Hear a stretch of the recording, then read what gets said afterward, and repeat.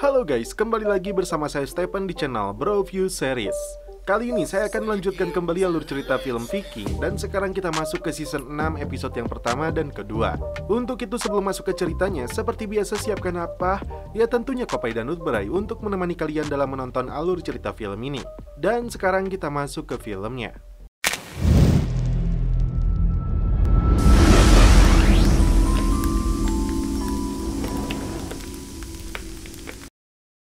Di awal kisah, di sebuah wilayah yang disebut Jalan Sutra, terlihat Raja Ivar yang melarikan diri setelah Kattegat berhasil direbut kembali oleh Bjorn dan adik-adiknya. Tidak ada kemegahan, tidak ada kesombongan, Ivar kini bagaikan rakyat biasa yang tidak memiliki apapun, hanya beberapa pengawalnya yang masih setia untuk menjaganya. Rombongannya sempat singgah di sebuah pusat perdagangan di jalur itu. Perjalanan tanpa arah dan tujuan terus berlanjut sampai di sebuah pegunungan yang diselimuti salju.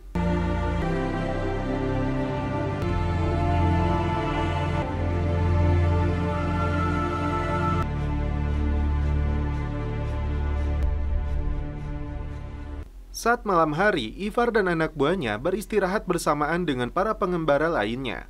Yang menarik perhatiannya adalah seorang pria mata satu yang terus melihat ke arahnya. Karena melihat gelagatnya yang mencurigakan, Ivar menyuruh anak buahnya untuk membunuh pria itu. Scene beralih ke Kattegat. Setelah jatuhnya Ivar, kini Bjorn diangkat menjadi raja baru Norwegia.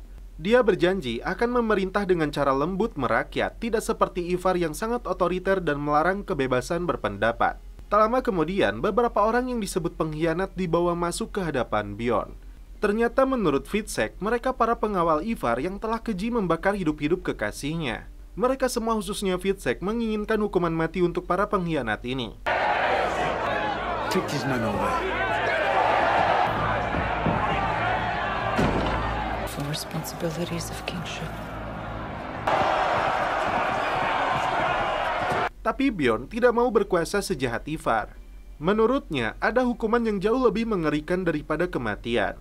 Wajah mereka akan ditandai, lalu diusir dari kerajaan ini menjadi manusia hutan yang disebut Skogarmaurs, yang artinya boleh dibunuh kapanpun kita mau, karena kejahatan yang pernah mereka lakukan.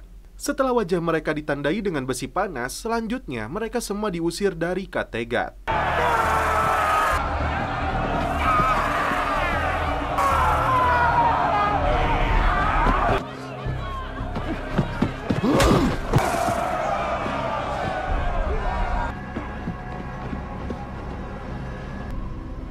You made the right decision. But I am not Ivar.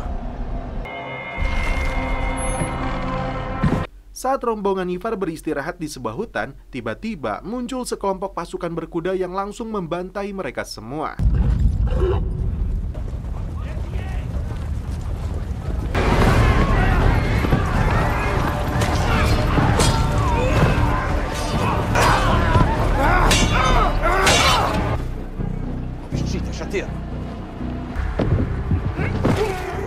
Ternyata si mata satu ini menjadi informan mereka yang mengatakan orang cacat ini adalah raja agar dirinya mendapatkan bayaran. Pria mata satu ini mengatakan pasukan ini disebut Rus, yang akan membawa Ivar ke ibu kota kerajaan mereka yang bernama Kiev. Penguasanya adalah Pangeran Oleg yang dijuluki si peramal. Singkat cerita, Ivar dan satu anak buahnya dibawa ke kota Kiev yang terlihat megah.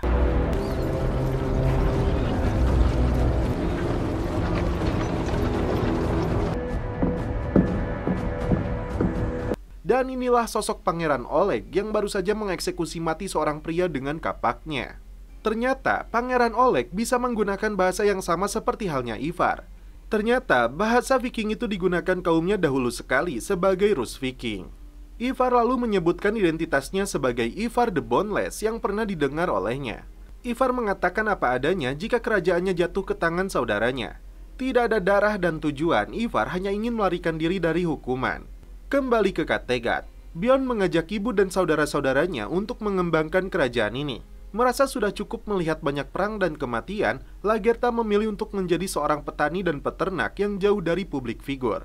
Daerah pinggiran yang jauh dari hingar-bingar keramaian kota akan jadi pilihannya. Sementara itu, Ube ingin kembali berkelana, namun kali ini tujuannya adalah sebuah daratan tidak berpenghuni, dengan hutannya yang lebat dan pepohonan yang menjulang tinggi. Dan untuk Fitzek sendiri sebenarnya ambisinya adalah membunuh Ivar untuk menuntaskan balas dendamnya, namun karena dia tidak tahu di mana keberadaannya, Fitzek sementara memilih untuk tinggal membantu Bjorn. Skål. Skål. Anak buah Ivar diinterogasi dengan cara barbar supaya mengatakan siapakah Ivar sebenarnya. Setelah mengatakan apa adanya, anak buah Ivar ini akan dieksekusi mati, tapi dia mengatakan Ivar bukan hanya raja, tapi dewa. Lantas, Oleg bertanya apa tujuan Ivar sebenarnya datang ke kerajaannya. Tak cukup sampai di situ, Oleg menyiksanya tepat di hadapan Ivar karena Oleg merasa tidak puas dengan jawabannya. I don't understand. What has he done? I already told you there was no...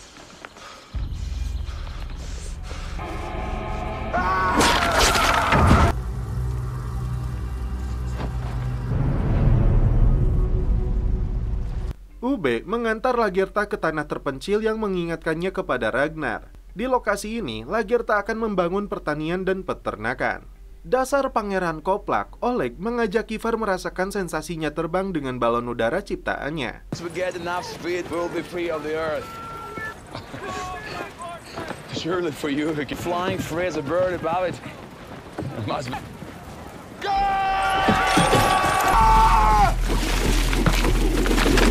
I'm with you! Go! Let go! Let go!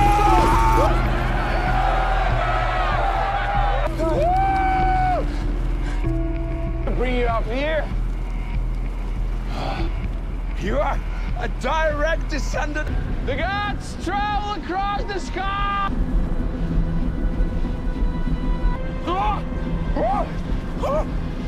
If I cut your ropes, you would fall to the ground and die. No, no!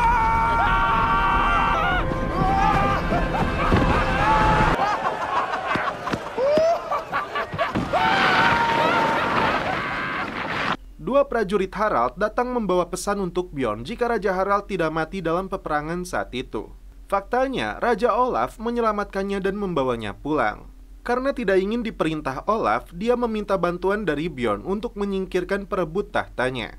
Bahkan dia menyebut Bjorn masih berhutang budi kepadanya. Tidak langsung menjawab, Bjorn akan mempertimbangkannya lebih dulu. Oleg lalu menunjukkan makam istrinya yang meninggal karena dia sendiri yang membunuhnya. Ternyata dia memergoki istrinya itu tidur dengan salah satu pengawalnya. Oleg sangat mencintainya, tapi justru dia malah mengkhianatinya. Ivar paham dengan perasaannya karena kisah ini tidak jauh berbeda dengan kisahnya. Lagertha berjanji kepada dirinya sendiri tidak akan bertempur lagi karena itu dia kubur pedangnya. Oleg memutuskan untuk menerima kehadiran Ivar sebagai petunjuk. Terungkap selama ini para Rus dipimpin kakak iparnya yang bernama Raja Rurik. Menjelajah ke timur untuk berdagang, penaklukan, dan ekspansi. Oleg akan berencana untuk merubah haluan ke arah barat. Bukan ke arah Konstantinopel, tapi ke gerbang Kattegat. Itu artinya, Ivar telah menemukan sekutu baru untuk merebut kembali kerajaannya. Upon your brothers. See that my arrival here in Kiev was no accident, as I said. Let us drink too. Ube terkejut saat melihat kembali Floki dengan kapalnya kembali ke Kattegat.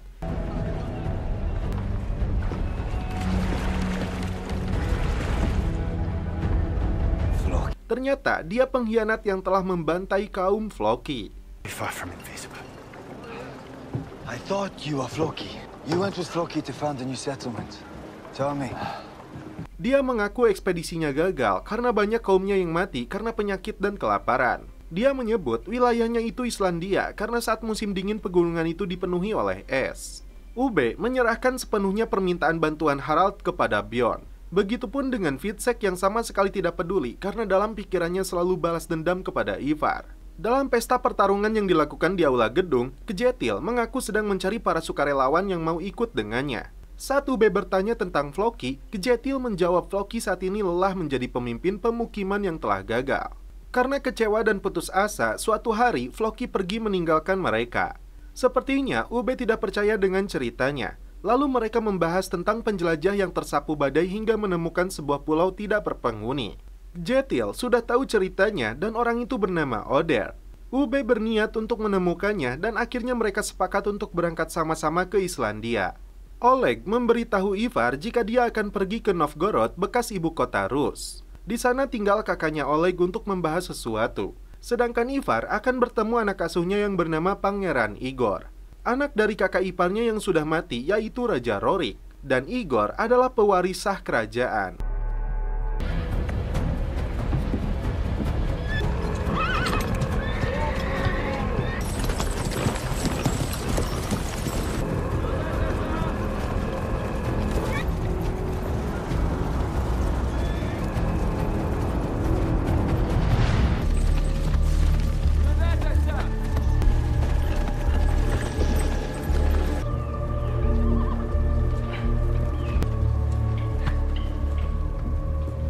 Singkat cerita, mereka berdua telah sampai di Novgorod.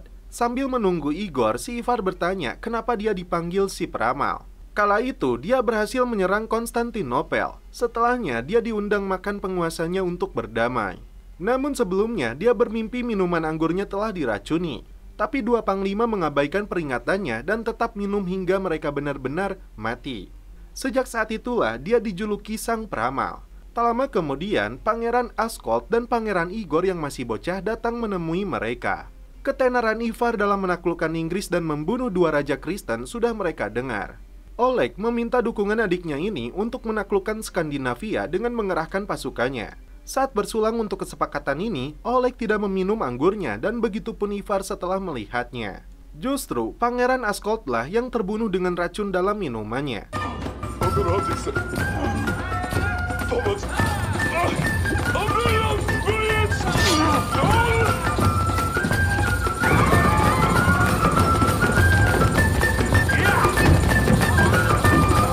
Rupanya, Oleg telah merencanakan semua ini karena tidak ingin kerajaan ini jatuh ke tangan Igor.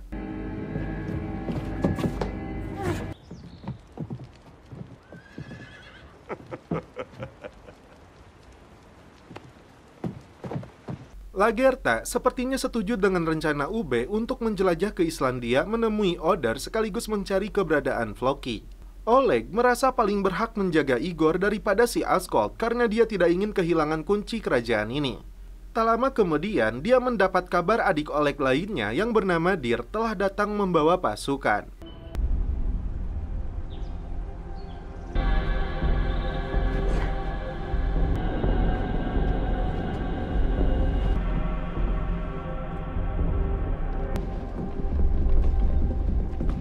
Помните, кто?